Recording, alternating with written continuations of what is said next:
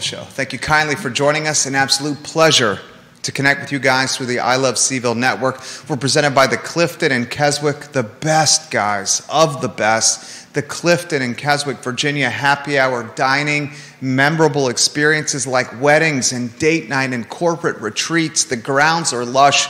The pool is beautiful. The staff impeccable. The Clifton and Keswick, your choice. Do it for date night, do it for happy hour, and tell your friends and family about the weddings at the Clifton. They are spectacular. Today's show is dynamite. It is absolutely dynamite. If you did not catch the shows we did on Friday, you missed two of the best shows we have ever done in the history of the I Love CVille Show. It started on Friday morning. It started on Friday morning with Neil Williamson himself, the king of content, the president of the Free Enterprise Forum. And during Real Talk on Friday, with Neil Williamson sitting across from this boardroom table, I learned firsthand that the public schools are not required to provide transportation for our students to and from school. If you watched the show, you saw me mouth agape as I was processing and digesting that news. Last night, I posted the news on the I Love CVille Network, and since then, it has gone absolutely viral. Absolutely viral. We've heard from parents that are beyond concerned. They're livid, they're infuriated. We've heard of kindergartners having to walk close to a mile to a bus stop just to spend 2 hours on a bus one way and 2 hours on a bus on the way home. Kindergartners spending 4 hours round trip on a school bus. I heard from another family whose first grader had to get on a high school bus just to get off the bus, then to ride an elementary and middle school bus. Livid, infuriated, angry, people searching for solutions, and darn it, we're going to get to some solutions today. Solutions that John Blair has posed that I think are dynamite, absolutely dynamite. Solutions that we have posed that we will stand by with confidence and with conviction on today's program. It's about damn time we pay teachers and bus drivers their worth. Judah and I will discuss that in a matter of moments on today's show. We're going to talk some more news from the Home Depot Fashion Square Mall purchase. More content for you, more news, not reported, not found anywhere else besides the I Love CVille Network.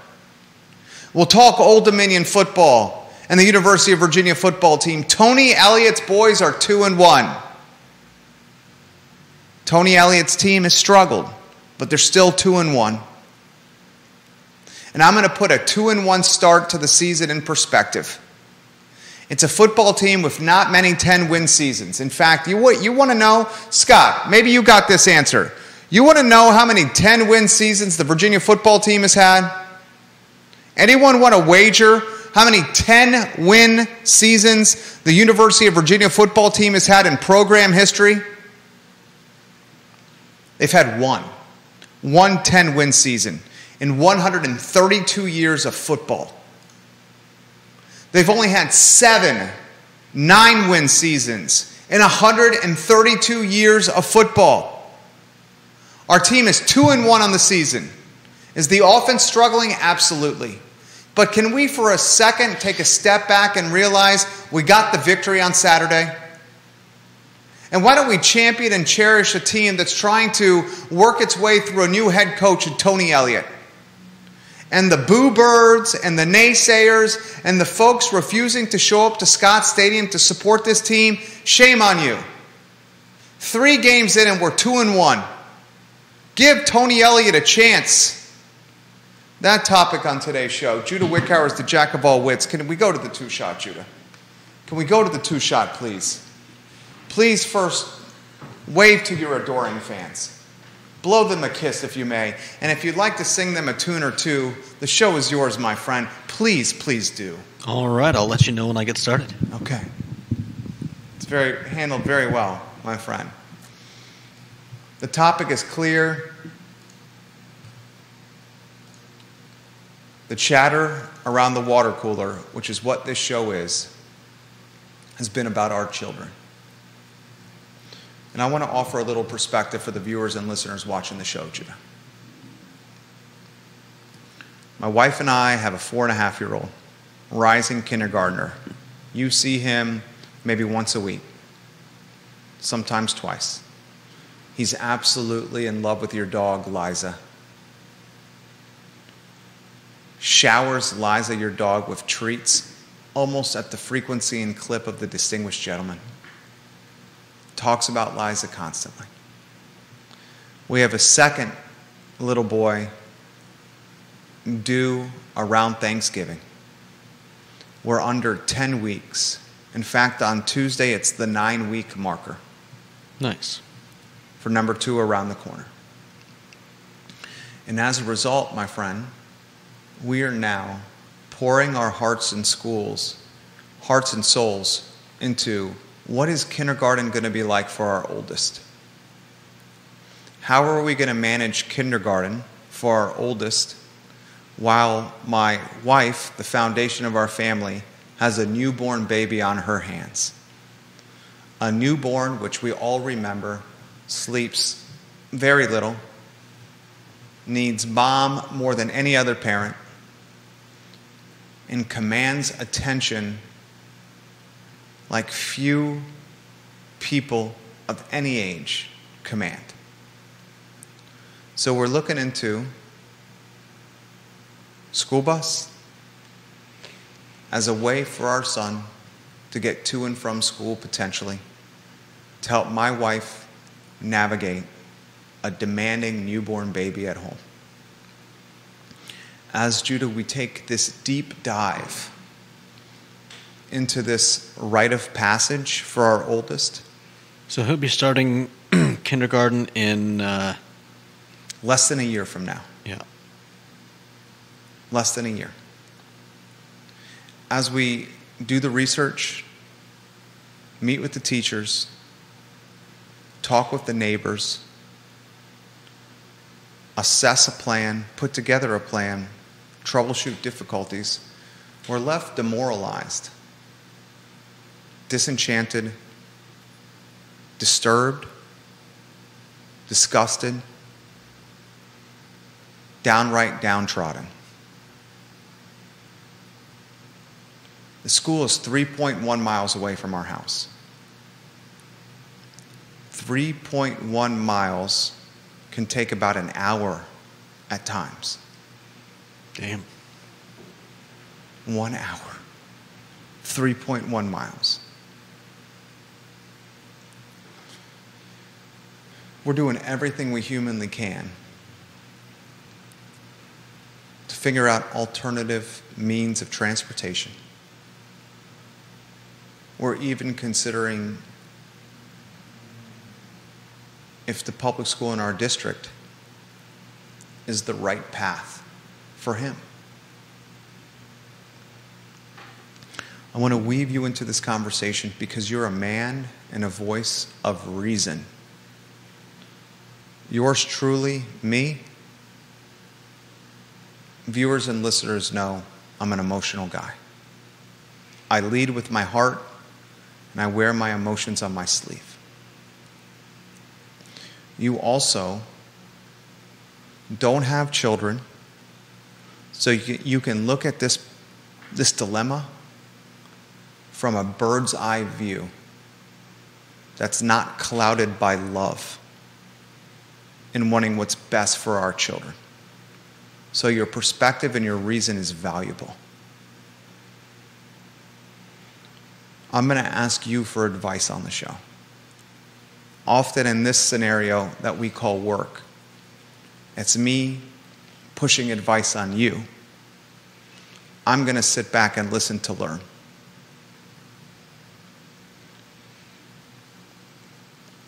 A kindergartner spending 2 hours on a bus, round trip, if the bus shows up on time. Our friend Kevin Higgins on Facebook Messenger, the king of Greenwood, sent us a screenshot from Albemarle County Public Schools where the Western Admiral High School and the Henley Middle School bus was delayed 2 hours. They got that notification at 7:03 in the morning. Yeah. Kevin let us know that he was fortunate and he could drive his kids and a couple other neighborhood kids to school because he had a little freedom with his work. Right. When he got back, he saw the kids still waiting by the bus station, by the bus stop in the neighborhood. So I'm going to stop and I want to weave you into the conversation. No kids, judgment not clouded by love that we have for our offspring. Anywhere you want to go on this topic. Well, I think what Kevin Higgins did was great, and I think we need to see more of that. I think we need more people who are aware of their neighbors, aware of their neighbors' children and their needs, and the willingness to be communal, to be a community.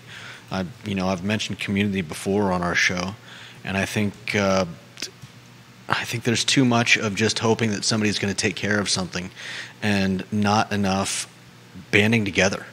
There have to be.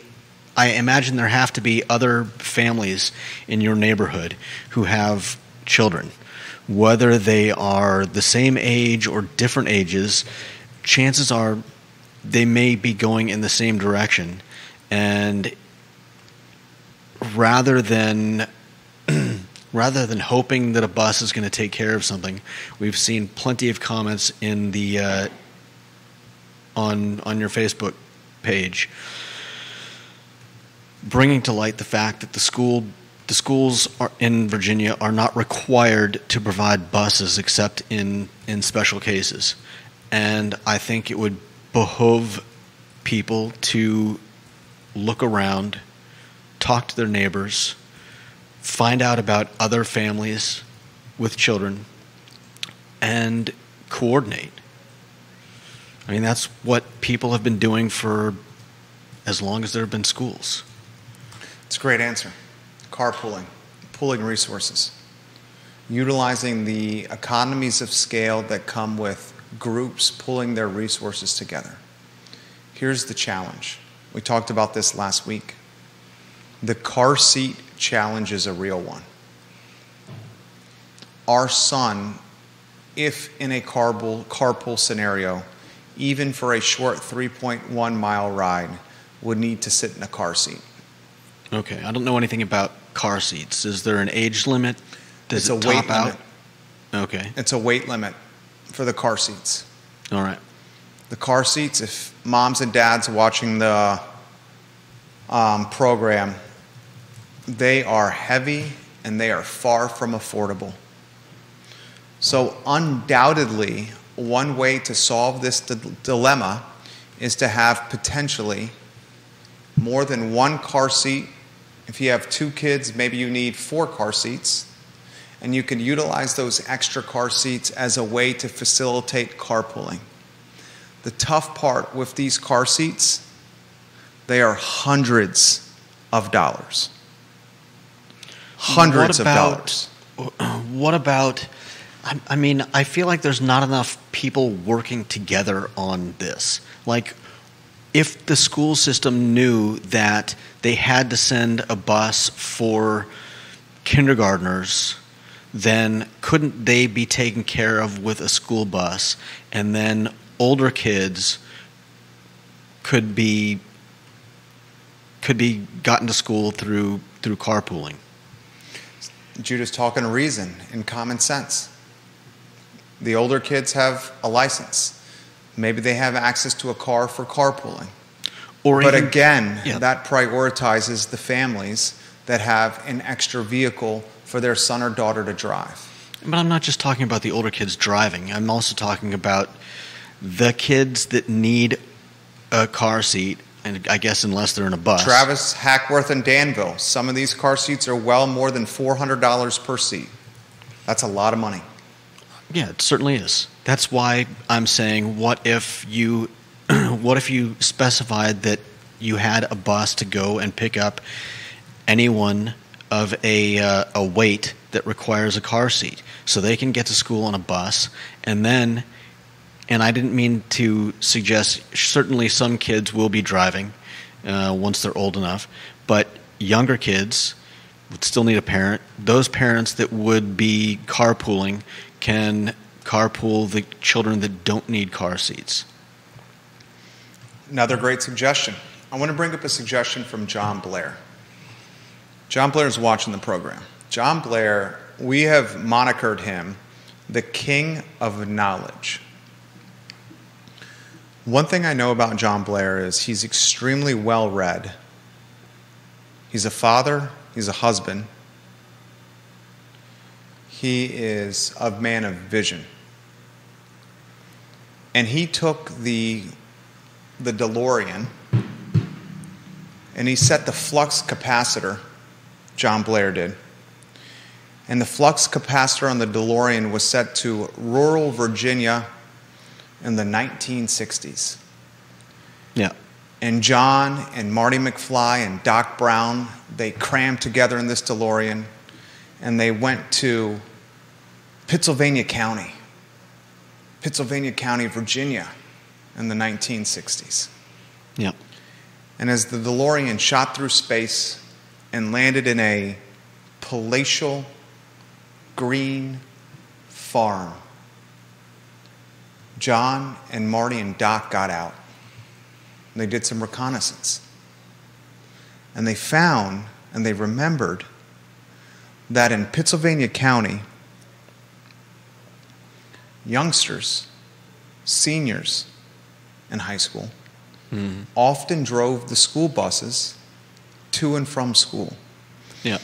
I'm going to read verbatim from JB's comment on LinkedIn, which we syndicated across the I Love CVille Network.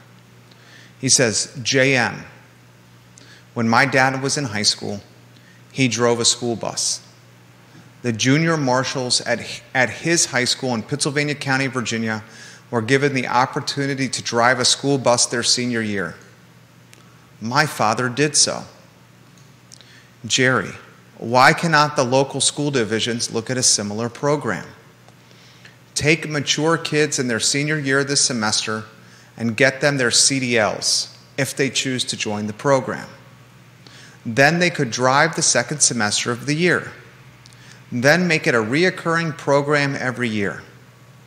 Jerry, if kids in rural Virginia in the 1960s could drive a school bus their senior years, why can't it be done nowadays? Also, Jerry, one final note. There wasn't a bus aide on the bus. My father literally drove the bus by himself as a 17-year-old student. This was common practice for rural Virginia in the 1960s. He also did this. This is the kind of man John Blair is. He picked up the phone and called his father to get more reconnaissance on this topic. And here's the second comment he left. Jerry, as you know, there will be a million reasons that this process or program cannot be done. But if we allow minors to be firefighters, to fix our food, and to serve as lifeguards, can we not trust them enough and train them enough to be our bus drivers? If we truly care about children, then we need to find solutions to get them to and from school before the weather turns bad. Look for the how and not the why not. Look for the way to make it happen and not for the reason for it to fail. By the way, here is the statute that allows kids 16 and older to serve as volunteer firefighters in Virginia. Let's get to yes, my friend. I know you care about the kids and want to find a way to make sure they can get to school as well. Two-shot, if you could, please.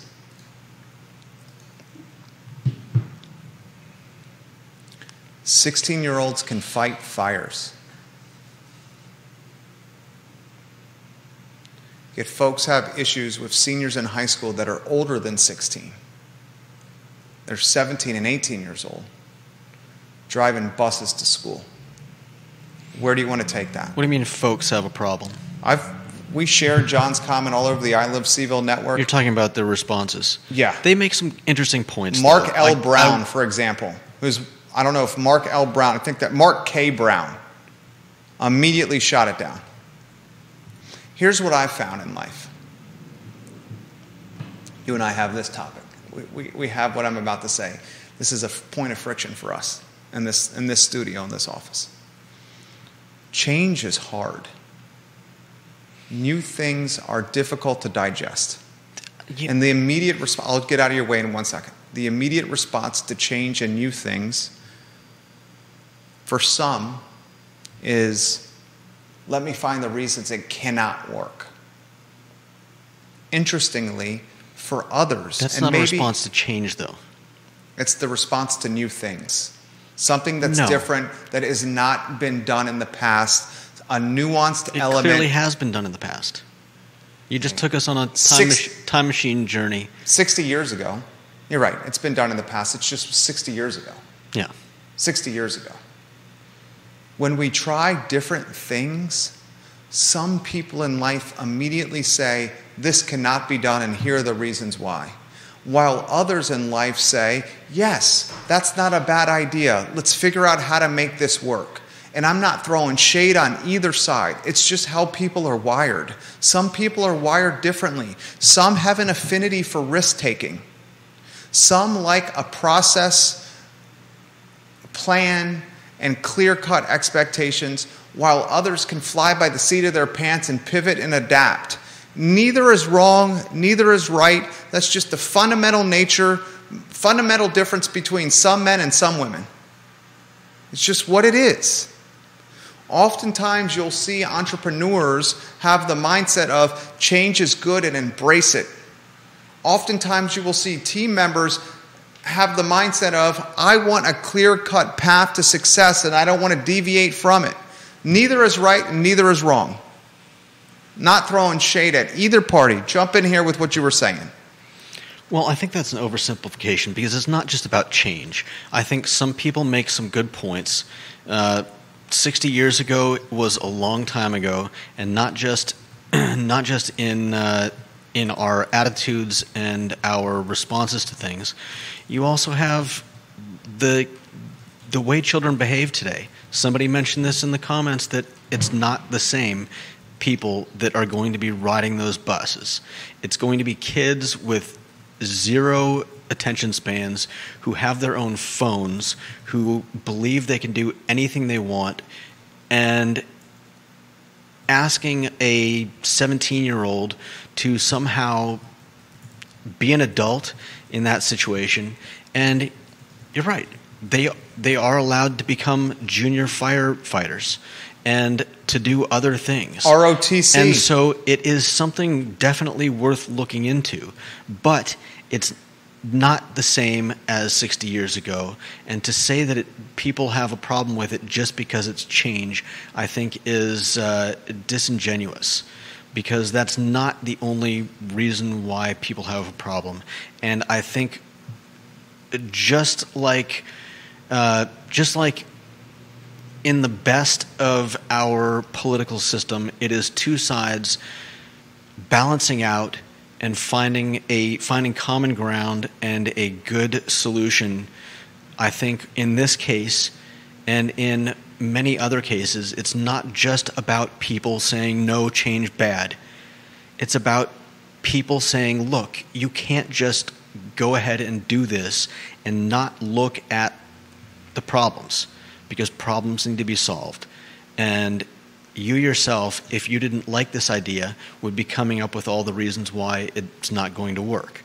And so what we need is to take these two sides, and if this is something that seems like a plausible solution, we need to, yes, find a way to make it work, or once and for all say, look, it's just not gonna fly. So I'm going to ask, great take. Give Judah Wickower props for that take. Hammer the like button for Judah Wickower, who clearly is bringing his A-plus game.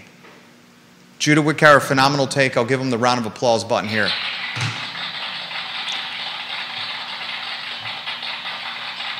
Georgia Gilmer, I'm sharing the statue that says that this literally can happen. The Virginia statue here. I'm tagging you in the post and sharing the link.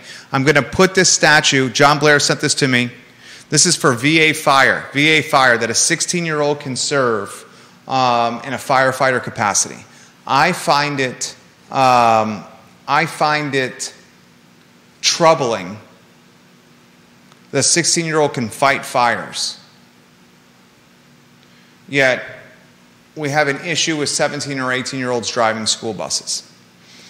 I find that a contradiction. I also find this troubling, and I put this in the comment section. Bob Yarborough, the king of Redfields, we love you, Bob Yarborough. He says the insurance, I say that word funny, my wife makes fun of me for saying that. Insurance? Very Southern. He makes this comment, Bobby Yarborough, the king of Redfields, love Bob Yarborough. I cannot even imagine how much insurance would be for a 17-year-old bus driver. It's a great point. My counterpoint to that is this. A local transportation company, and I put this in the comment section, a local transportation company has insurance coverage for driving people from breweries to wineries as they're getting hammered, and is able to cover the insurance overhead no problem. But that's a for-profit business, and I doubt that they have 17-year-olds driving. No, they definitely do not have 17-year-olds driving on CVille Hop-On tours. But they are driving from brewery to brewery and winery to winery, hammered people in a vehicle. Yeah. And hammered people in a vehicle, I would imagine, are creating a little bit more legal liability or exposure than sober people in a vehicle when it comes to distractions for the driver. I would imagine the insurance coverage for driving around people that are hammered, even for a for-profit business, is going to be much greater, that coverage, than a business that's driving sober people around. That seems like common sense, right? Unless those are people's children. I mean, I don't know. This is all. We're just using common sense. I know, but it's all speculation. Speculation is one way of putting it. Another way of putting it is just common sense. You need oxygen to breathe. If the oxygen is clean, it's going to help you breathe a little bit better. This is common sense. If there's drunk people on a bus and sober people on a bus, which insurance coverage is going to be more costly? The drunk people that could distract the driver, or the sober people? That could distract the driver. Which is more likely to distract the driver? Or not follow the rules? I'm not an insurance agent. All right, now you're just being standoffish, and the viewers and listeners can see through that. I'm not being standoffish, I know, but Jerry. I need you to understand that the viewers and listeners are sophisticated enough to see through that kind of behavior. It's not behavior, Jerry. Anyone realizes that wasted people on a bus are going to be more of a distraction for the driver than sober people. This is common sense. It makes sense logically. Okay. This is just common sense. This is the eye test. All right, and I'll let you have it. No, we're having a conversation. Don't start feeling sorry for yourself now. When you tell me that people see through, Jerry, I'm providing my own set of common sense, and that's that you have no idea what the cost of the insurance would be in either of those cases, or in the case of a 17-year-old driving a bus full of children. I agree with you on the merits of your logic. It's just basic common sense that wasted passengers will be more costly to insure than sober passengers. That's all I'm saying. You're getting very passionate about this. I'm not getting passionate. I'm just you're doing the nitpicky thing that you often do. That's what I'm here for, Jerry. I mean, depends on the day. I think this nitpicky is a battle you don't want to try to win. Okay, then I'll give it up. I mean, it seems odd that this is the battle you're trying to pursue. I just point out flaws in logic when I see them. Okay, so what you're saying is that the private business that's chauffeuring around sober people, they're going to have more costly insurance than the private business that's chauffeuring around wasted people. Is that what you're saying? I'm not sure how you got that. I never said. What exactly are you saying then? I'm saying you're speculating. That's all I said. Okay, and my response to that is I'm basing what I'm saying on common sense. Okay. This is one of the ways we've been able to build this, is to make decisions based on common sense. All right. Well, now you're getting off the point, so I'll let you continue. Okay. All right. We regress because of the nitpickingness. Why would we allow a 16-year-old to fight fires and an 18-year-old not to drive a bus? Does anyone have that answer? Why would we allow an 18-year-old to fight for our country and put his or her life on the line in a war, but that 18-year-old can't drive a school bus? Does anyone have... Can we go back to the two-shot? I don't have the answers to those questions. Why can an 18-year-old fight for the United States of America, hold an assault rifle, and wear military fatigue, go to battle, and fight for our freedom, but that 18-year-old can't drive a school bus with kids in it? Anyone? Does anyone find any catch-22? Anyone find any... What's the word? I'm pretty sure a graduate with a CDL can drive students. Oh, the kids can't... The seniors in high school will get a CDL. They're not driving the bus without a CDL. John Blair clearly said in his comment to me that when his dad was driving the bus in the 60s, they had CDLs. Yeah. They were trained with CDLs. I know. So the seniors in high school, we need to reiterate that. The seniors in high school that would be picked for this program are the mature ones, and then they are trained with CDLs. They're not just saying, oh, that dude's freaking mature, man. He drives a Honda Civic really well. Let's put him in a school bus. Or that girl, she's got a 4.4 GPA. She's part of the National Honor Society, the Key Club, and she's doing some really good things with the candy stripers at the hospital. Let's put her in a school bus and drive kids around. They're going through CDL training. Yeah. Okay? My issue is you can risk your life in a war for the country, yet people have issues with that same person driving a school bus to school? That's some BS in my eyes. Okay? So whether we want to admit this or not, we are at a crisis with getting kids to school. Would you say, is it fair to say this is a crisis? Yeah, it seems to be. I mean, I'd say it's more a crisis with the time and the loss of of time with these kids having to wait outside, and what's going to happen when the weather turns to 40 degrees, rainy, snowy, and you've got a kid waiting outside for an hour or more. Right. I mean, another great point by Judah. This is like this is the tip of the iceberg. Standing around at a bus stop when it's 85 degrees sucks. Yeah. You know what sucks some more? Freezing your patooties off. Standing around at a bus stop when you got 20 to 18, 10-degree weather. It's doubtful we'll be getting down that low. We get 18-degree weather in Charlottesville. Rarely 18-degree weather. We lost power for an entire week in Keswick when ice was all over the limbs and the temperature was single digits. Do you remember that earlier this year? Yeah. Single-digit temperatures for a week plus. That was one of the reasons it kept us all inside. Okay. Either way, the point is, this is, as Judah said, it's not going to get better as the months get colder. Yeah. Fair? Very fair. Very fair. Thank you.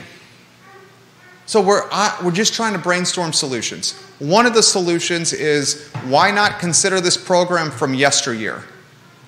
Solution number one, why not consider the program from yesteryear?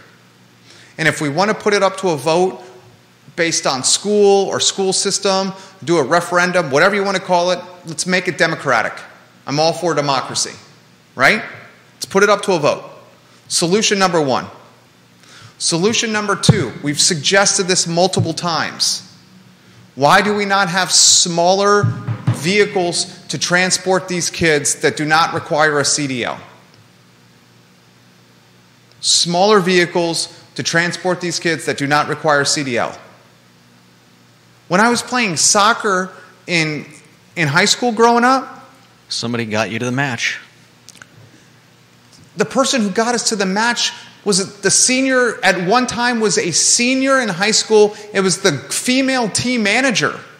Drove the team to the match because the coach couldn't get there in time. Why aren't there smaller vehicles for people to drive that don't require CDLs that the county can utilize to bus kids around? I'm not talking school buses. I'm talking vans. You know what I'm talking about, right? Yeah. That's option 2. Option number 3. Ready for this one? Why is the superintendent of Albemarle County Public School System, who has a CDL, not driving school buses right now? Why isn't he driving school buses right now? He has a CDL. Number 1 dog in the school system. Why isn't he driving a bus right now? Why aren't they training? I don't find that to be a serious question, though. Why aren't they training staff, auxiliary staff, to solve this problem? Why are the superintendents, the assistant superintendents, and upper management not filling in as a stopgap and trying to solve this problem? Driving buses themselves, if they have a CDL, or going through rigorous training to obtain a CDL to solve this problem. That's option 3. Option 4. Another one that could cause a little friction in this community. Why are we not utilizing the dollars being allocated for rebranding schools to pay bus drivers more money? What could solve the bus driver crisis in a school system? Paying them more money. It's all about the dollar bills, right? And you want to know what's going to back that up? You know what I will utilize to back that statement up? Louisa County raised the pay for bus drivers. And the pay for bus drivers in the Louisa County public school system, Doug Straley made this move. Doug Straley was one time the athletic director of Louisa County High School. Doug Straley hired the late, great Mark Fisher to be the head football coach of Louisa County football. Louisa County football was nothing until Mark Fisher and Doug Straley made Lion Nation and the Jungle what it is today. Doug Straley is a man of vision. I've known Doug Straley since I was a second year at the University of Virginia, and he was the athletic director of Louisa County High School. And he would encourage me to come out to Louisa to cover the football games by romanticizing and seducing me with pork barbecue platters, dinners. Said, Jerry, you can file your story from the game in my office. You can use my personal computer. Cover our team. Get us in the newspaper, and we will roll out the red carpet for you. We will give you a VIP box seat in the box to cover the high school game. And you know what? When you're a second year in college and you make no money because the Daily Progress pays peanuts, I'm talking $8 an hour. $8 an hour. In fact, Bob Yarborough, you'll appreciate this. I was a stringer my second year of college at the Daily Progress Sports Department. A stringer, not even a full-time reporter. I was getting paid $30 a story. $30 a story to drive to Louisa to cover a football game from Charlottesville. And I was doing that just to get some experience. And Doug Straley said, Jerry the stringer, come cover us. Here's dinner on the house. You can use my computer in my office to file your story, and we're going to give you the best seat in the jungle in the press box right next to the announcer. We'll give you the seat next to you completely open so you can spread your notes around and you can really have a lot of room to cover us. And you know what? I was at that football game. I was in the jungle anytime they had a home game. And Doug Straley went from athletic director to principal to now superintendent of the Louisa County Public School System. And you know what Louisa County Public Schools is doing right now? They have a full fleet of bus drivers. The Louisa County Public School System is the only public school system in Central Virginia to have an entire fleet of bus drivers. They're not missing one single one. And you know what Doug Straley did to get a full fleet of bus drivers, Judah? You know what he did? I mean, I can guess the obvious answer. What is it? He paid them more money. He said, I'm going to look at the pay scales of every school system in Central Virginia with bus drivers. And I'm going to pay my bus drivers more than every single damn one of them. Louisa. I'm going to give my bus drivers more money than any other competitor in Central Virginia. And guess what Doug Straley has? He doesn't have a school bus driver shortage problem. This is a national trend. A national trend, bus driver shortage, is a national trend. But freaking Louisa County, Virginia solved it. And you know how they fucking solved it? More money, more money, more money. There you go. There's your barometer. They gave them more money. Why do we work? To get paid. Why do we go to a job? To make money. Why do we punch a clock? To get money. But the priority in Albemarle is, should we rebrand Meriwether Lewis? The priority in Jack Jewett Middle School, despite 79.4%, Vanessa Parkhill taught me this. Queen of Earlysville, watching the show right now, Vanessa Parkhill.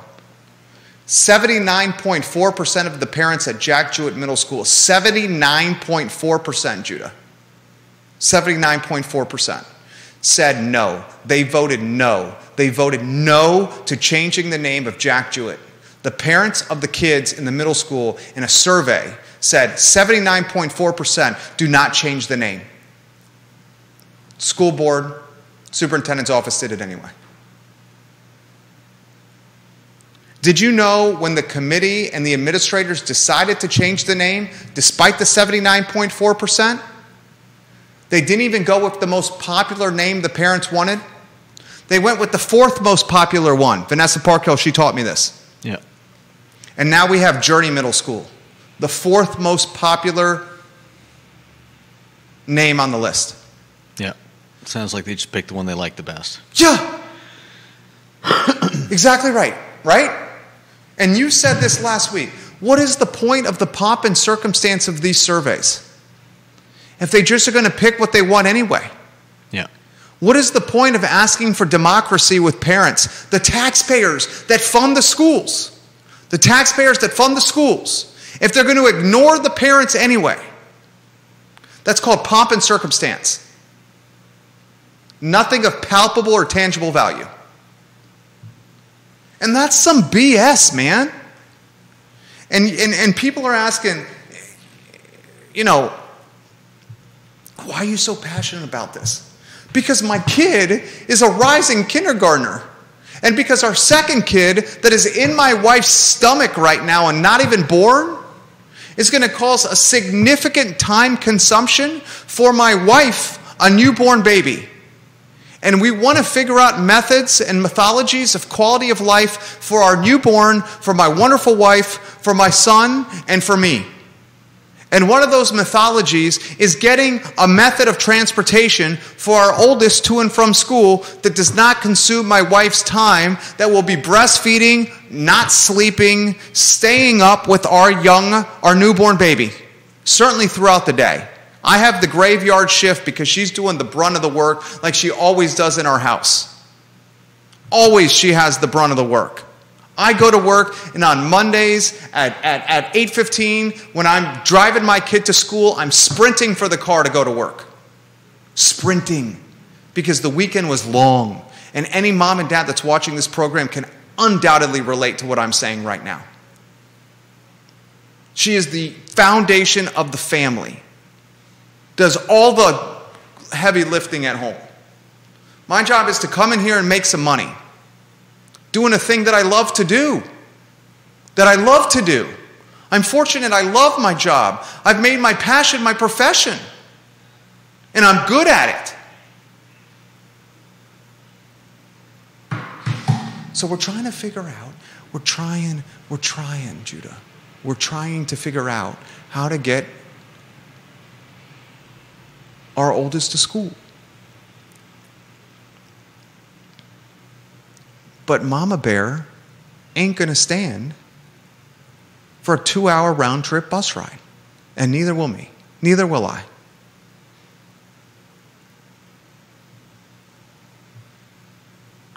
So that's why I'm so passionate about this.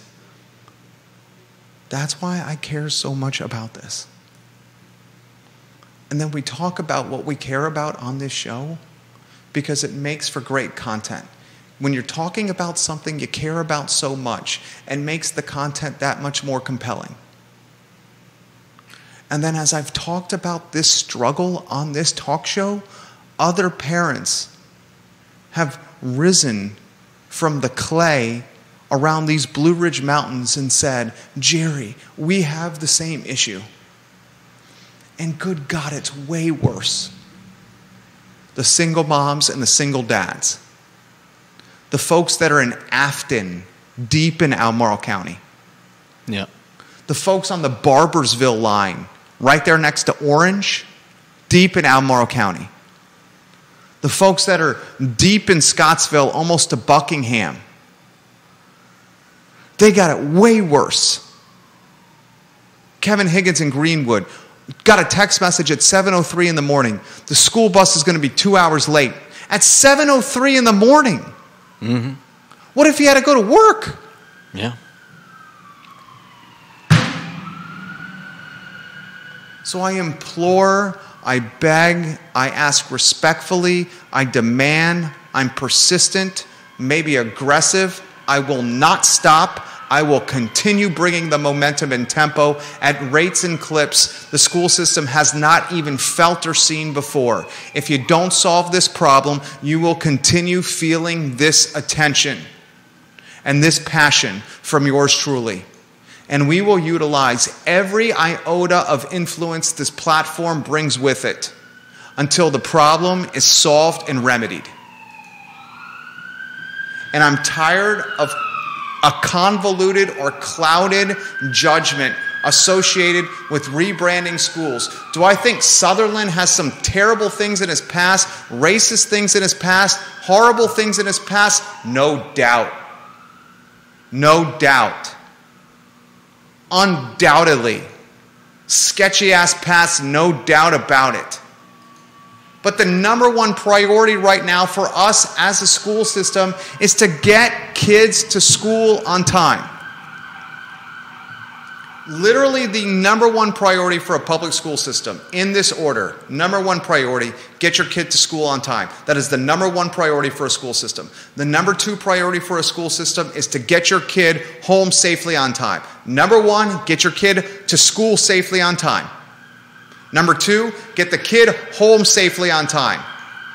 Number three, create an equitable learning environment in the classroom and within the hallways of the schools. That's the priorities for a public school system. They're top three.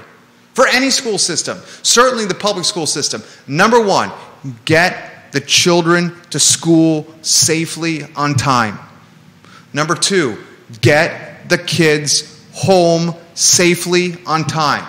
Number three, create an equitable learning environment for children in the schools. In that order. And numbers 1 and 2 aren't being met.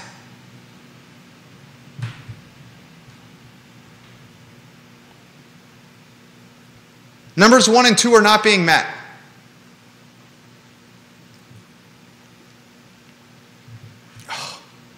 And you want to know the ramifications of this? Want to know what the ramifications of this are? Want to know if the ramifications of all this are? Your middle class and your upper class kids in public schools are leaving at a clip never seen before. Enrollment is dropping, and it's dropping fast. The bus drivers are quitting. The teachers are quitting. And if we're not careful, the public school systems are going to become bastions or epicenters or fishbowls of financially margined students and families. And when you get to that point, you have a wealth and educational gap that is going to be very difficult to overcome and to recover from. You know what's happening here? Judah, you know what's happening here? Literally, before our eyes, it's the gentrification of education. This is the gentrification of education. My family is legitimately, and we are far from wealthy, We are legitimately, very seriously considering the private school route because of this. Yep. Because we will do whatever it takes in our life to do what's best for our sons, the one that's been born and the one that's still in my wife's stomach. And if we're considering this, how many others are as well? How many others are as well?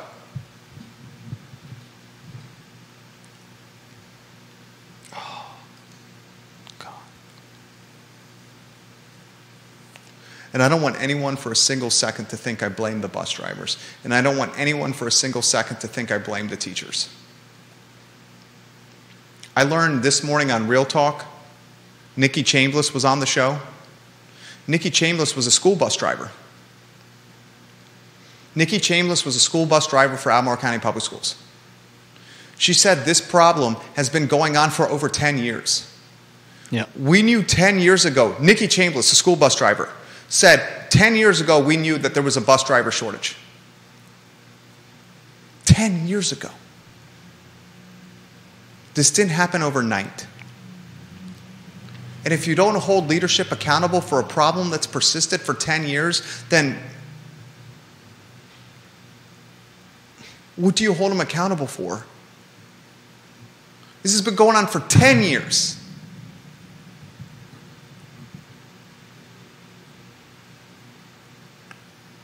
"10 years. They've had an opportunity to solve this riddle.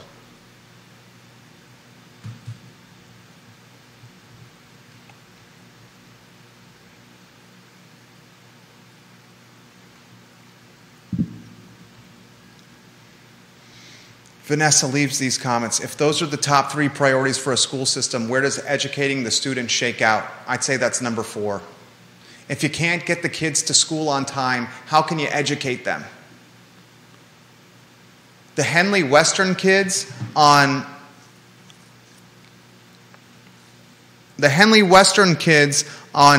bus number 179 are showing up to school somewhere between 2 and 3 hours late. If they get to school between 2 or 3 hours late, who cares what you're teaching them? They're not there to learn it. If the kids aren't in the classroom, how do they learn? Get them to school safely on time. Number 1 priority. Get them home safely on time. Number 2 priority. Number 3 priority, make sure the classroom setting is equitable for everyone.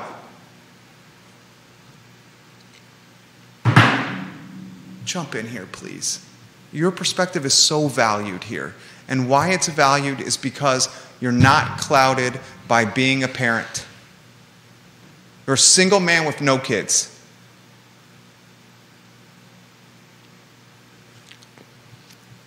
I mean,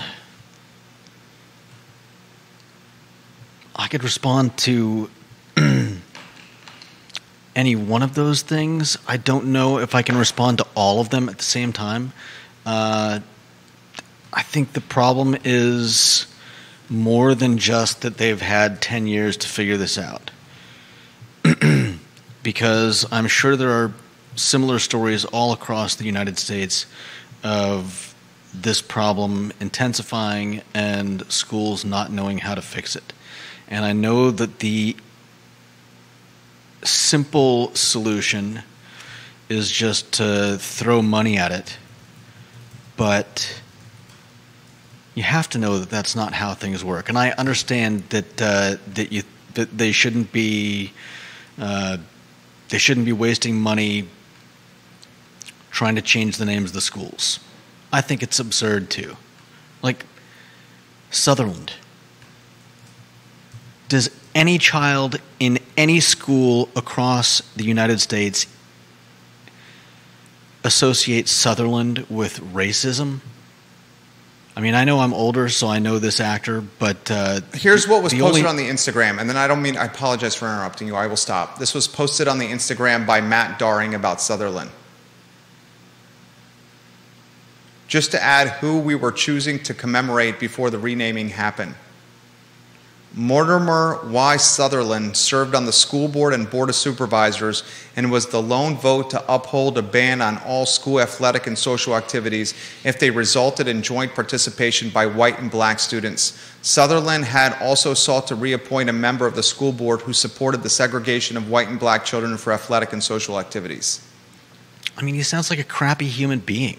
Crappy human being, no doubt about it. Do kids really care about the names of their schools? 79.4% of the parents did not. 79.4% of the parents said leave the school of Sutherland. I certainly wouldn't as a kid.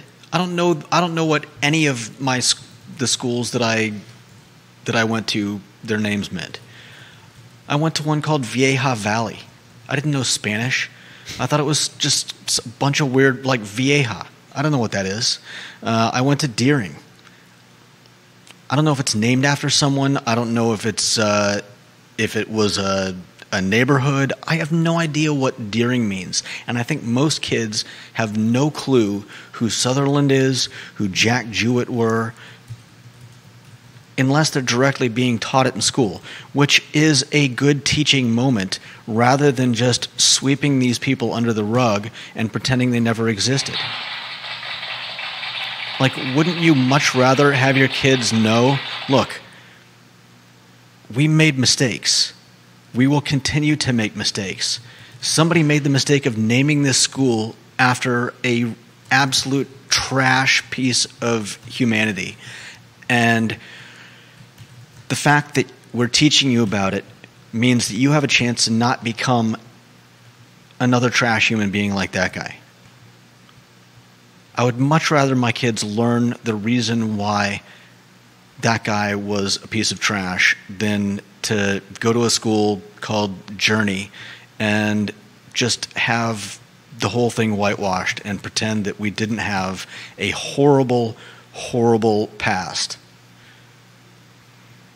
But what are you going to do? And Journey Middle School, was it named after the band? I don't know. It doesn't. Is the principal going to start singing "Don't Stop Believing" in the hallway? It doesn't matter. The point is, there is no teachable moment there.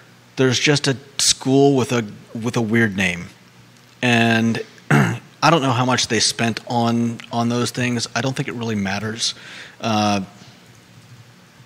But I also, to argue the other side, the answer, I don't know how Louisa got the money to pay their bus drivers more.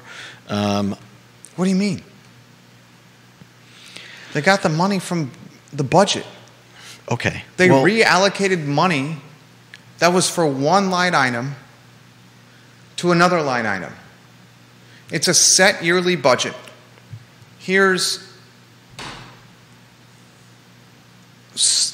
You have an allowance of $50 a month. You can take that $50 a month and buy 50 Snickers bars, or you can take that $50 a month and buy 25 Snickers bars and 60 bouncy balls. But do we know that? Do we know that? What do you mean? Do we know that the money to change the names of the schools came from just their straight budget? All these schools just decided to add this to their budget. The school rebranding? Yeah. Yeah. Okay. If you say it's so, then... That's what they did. Where else does the money come from? I don't know. There's no auxiliary... I don't know, Jerry. The sources of funding for the school are taxpayer local, Commonwealth, and some federal. Yeah. There's no GoFundMe. You just said... They're not running a GoFundMe account to take Sutherland and make a Journey. I never said they were. I mean, it's public record. But you know what's shady as all get out? But it's not public record. I know, because I was just about to say that on the feed that you don't know, and so that's my question. It's so shady. Is Why it federal? Can't we find the money? Why can't we find how much it costs to rebrand the schools? Dude, I have spent hours looking for this.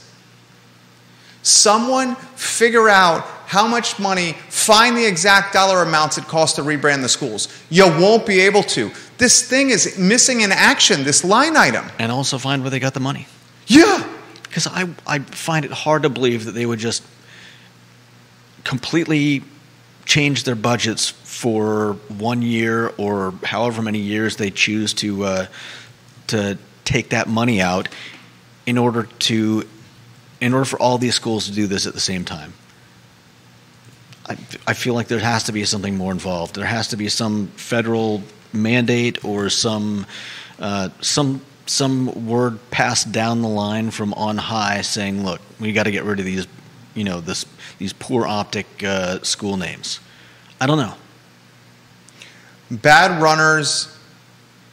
One of the Facebook pages on I Love CVille Food put these comments in there. First off, it's almost 18 degrees every morning when we wake up in Central Virginia during winter. That 18 degrees is when people are waiting by the bus, and oftentimes it's colder than that. Try being on Afton Mountain during the winter. It can easily get on the single digits consistently. That's fair. The same person said you'd have more bus drivers if they did not require the drivers to name all parts under the hood. They're drivers, they're not mechanics. It's part of the CDL. The same person said all staff that works for the transportation department is required to have a CDL and can drive buses, but right now they are choosing not to drive them. That's choosing not to drive them. I mean, that's a little bit. I got to call you out on that. It's what they put in the feed. I know, but it's like saying that the superintendent of the school should be driving a bus every day. You might as well say that you should just take a few hours off of work and go drive kids around for 5 hours a day. Isn't that the job? I don't think the job of the superintendent is to shirk whatever duties they actually have. Now, the job of the superintendent is not to get the kids to school on time? Come on. You and I both know that they have a job. They're not getting paid to drive around kids all day. But isn't the job of the superintendent to make the school system run efficiently? Probably, but that doesn't mean riding around in a bus all day. We agree to disagree on that one, and for the sake of a talk show, we'll move on and not argue about this point. From my standpoint, if the leader of the school has a crisis on his hands, and he undoubtedly has a crisis on his hands, the leader of the school should be the stopgap and come in and fix the problem and help solve it. But we'll agree to disagree on that one.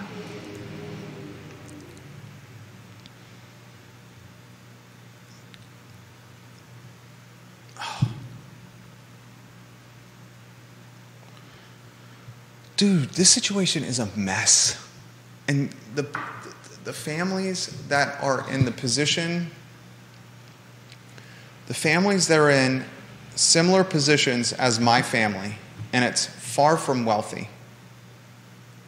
You would call us middle class, maybe upper middle class. Upper middle class, right? Somewhere between middle and upper middle class. These families are doing creative things to put their kids in private schools.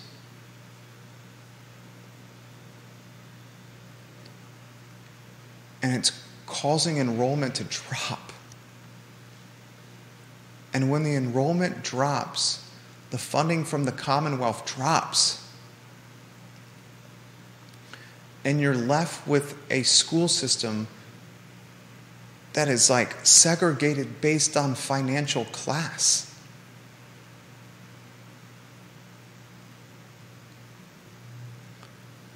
And the sociological and anthropological impacts and effects of that won't be known for some time. Just like we won't know what the collateral damage is of COVID and learning at home for the public schools in the coat closet through a crappy internet signal, your ABCs and 1, 2, 3s. When the wealthy kid down the street was able to learn in person, in a classroom, with his or her peers, with the teacher teaching them in front of a chalkboard. We will not know the collateral damage of that for years to come. But the fact that this segregation of financial class is riding the coattails of virtual and in-person learning during the pandemic amplifies the problem. It amplifies it.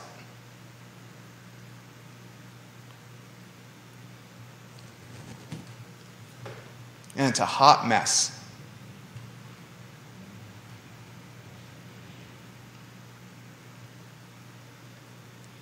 And it keeps me up at night. I swear to God, it keeps me up at night.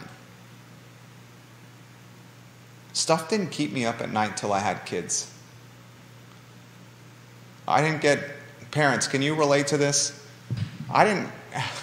Nothing kept me up at night until our son was born. Nothing's kept me up at night more than number 2 on the near horizon. You want to say anything else? Thought you've done a great job today. Thank you. I sincerely mean that. I don't know. This is a comment that we hadn't even thought of. Are you ready for this one? Sure. This is from Bill McChesney. How about the kids that don't have the money for food at home, that are using the free food program, that are missing out on the meals because they don't get to school on time? Yeah. I hadn't even thought about that. Did you? Certainly not. They would I mean, I don't know exactly how the programs work, but yeah, it seems like they would be missing at least breakfast. Yeah. Jesus. Didn't even think about that one, did we, guys? The kids that need the meals at school, who are getting to school late and missing the meals at school. Bill McChesney, I have driven 4 corners of the county. The first kid picked up is often the last one picked up. He also said there are numerous kids on the buses that are in the free breakfast club. They will let you know if you don't get them there in time for them to get their muffins and their juice. Dude, we didn't even think about that. It shows our privilege there, right? That we didn't even think about that. What's worse than the kids getting to school 2 hours late?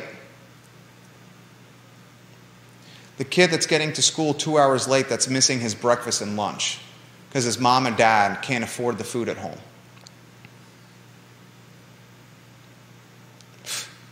That is a crisis. Right? Yeah. Did you think about that? I mean, it's not something that I would have any reason to think about. Right, because of our privilege, right? Well, no, because I don't have a kid in school. Because you had food at home.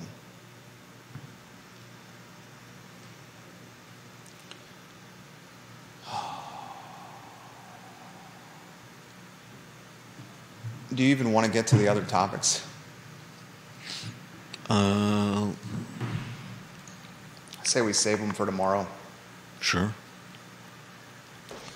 I try to come up with some solutions here. Multiple folks have asked for solutions. So far, the solutions I've presented on the talk show, one of them was John Blair's solution of younger students. Bringing back... Or older students. Yeah. The seniors in high school, training them for CDLs. The 18-year-old seniors.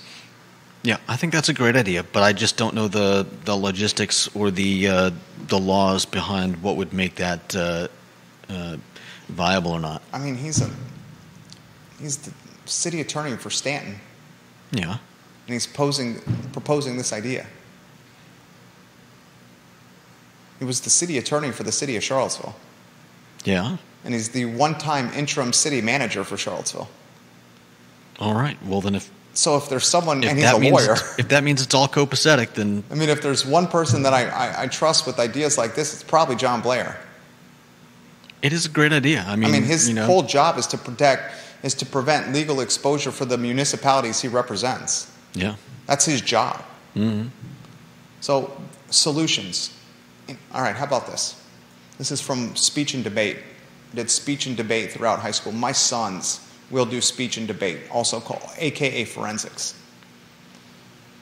This is how you finish a debate you want to win and get first place. In conclusion, here are the solutions that I present to solve this crisis. Solution number one, let's consider what we have done in the past that has worked previously. And let's please consider a training program where we take seniors in high school in their second semesters or first semesters and we train them to potentially get a CDL and to be bus drivers should they choose. Responsible seniors with a proven track record of maturity. Option two, let's consider smaller vehicles like vans that do not require CDLs. Vans that we often see sports teams driving to and from games, baseball teams, basketball teams, soccer teams. Let's utilize these vans as a stopgap measure to help this crisis. Option three, let's reprioritize dollars from rebranding efforts. And let's allocate those dollars, my friends, to paying teachers and bus drivers more money. And to further strengthen my argument of option three, consider the Louisa County public school system, a public school system that is completely full with bus drivers right now. And how they got completely full with bus drivers right now is not because of the restaurants, the amenities, and all the cool things to do in the thriving metropolis that is Mineral and Louisa County. Oh, no, no, no, no. Instead, all they did was pay Louisa drivers more money than their competitors in Albemarle, Charlottesville, Orange, Greene. You get my point. And lastly, as a fourth option, please consider that your parents and your taxpayers are begging, pleading, demanding, and asking you to solve this immediately. They're asking you to stop rebranding schools, start solving this and making it the priority. And perhaps you even consider bringing back, at least in the short term, and I'm hesitant to say this, a hybrid learning scenario where on Mondays, Wednesdays, and Fridays, until this crisis is alleviated, some students learn at home remotely, helping the bus driver routes to have less demand. The following week, they can learn remotely on Tuesdays and Thursdays, while the Monday and Wednesday, Friday kids who went to school the previous week alternate days the following week. This would diminish demand for the routes, which would help kids get to school on time. The hybrid scenario is a bleak, bleak, bleak solution. It's far from positive and far from a great outcome. But in the short term, it could be what is needed. And that, my friends, is how you present an argument with clarity and straightforwardness. For Judah Wickower, my name is Jerry Miller, and this is the I Love CVille Show.